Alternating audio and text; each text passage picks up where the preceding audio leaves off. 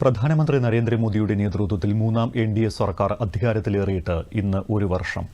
കഴിഞ്ഞ ജൂൺ 9-നാണ് നരേന്ദ്രമോദിയുടെ നേതൃത്വത്തിലുള്ള മൂന്നാം കേന്ദ്രമന്ത്രിസഭ സത്യപ്രതിജ്ഞ ചെയ്ത് അധികാരത്തിലേറിയത്.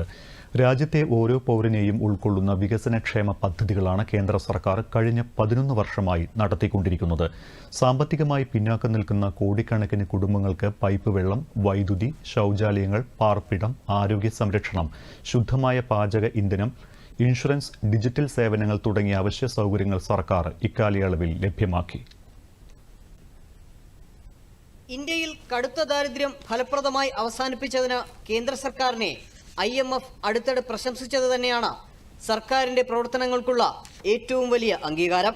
ഇന്ത്യയിലെ ദാരിദ്ര്യത്തിന്റെ 10 സൂചകങ്ങളിലും ഗണ്യമായ കുറവ് സ്ഥിരീകരിച്ചതുൾപ്പെടെയുള്ള നേട്ടങ്ങൾ കേന്ദ്ര സർക്കാരിന്റെ ഭരണത്തിന്റെ ഒരു പുതിയ യുഗത്തെ അടയാളപ്പെടുത്തുന്നതാണ്. 15.59 കോടി ഗ്രാമീണ കുടുംബങ്ങൾക്ക് ഇപ്പോൾ പൈപ്പ് കുടിവെള്ളം എത്തിക്കുന്നുണ്ട്.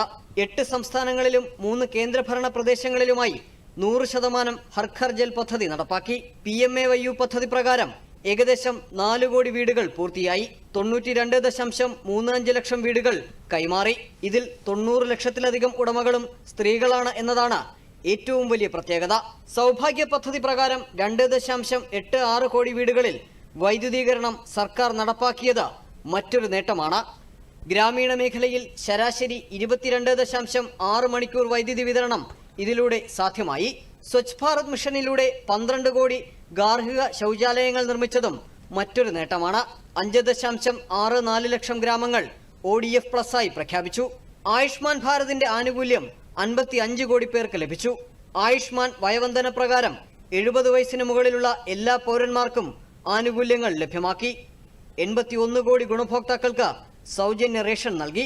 2028 വരെ 11.80 ലക്ഷം കോടി രൂപയാണ് സർക്കാർ ഇതിനായി വകയിരുത്തിയത്.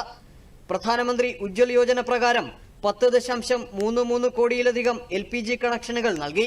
പ്രധാനമന്ത്രി സ്വാനിധി പ്രകാരം തെരുവ് കച്ചവടക്കാർക്ക് 68 ലക്ഷം വായ്പകൾ നൽകി. 76.28 ലക്ഷം വെണ്ടർമാർക്ക് ഔദ്യോഗികമായി അംഗീകാരം നൽകി. 1.57 ലക്ഷം സ്റ്റാർട്ടപ്പുകൾക്ക് അംഗീകാരം ലഭ്യമാക്കി. PM വിശ്വകർമ്മ പദ്ധതിയിൽ 2.37 ദശലക്ഷം കരകൗശല തൊഴിലാളികൾ രജിസ്റ്റർ ചെയ്തു. ഇ-ശ്രം പോർട്ടലിൽ 30.86 കോടി അസംഘടിത തൊഴിലാളികളും രജിസ്റ്റർ ചെയ്തു. ഇതിൽ 53.75% സ്ത്രീകളാണ് എന്നതാണ് മറ്റൊരു സവിശേഷത.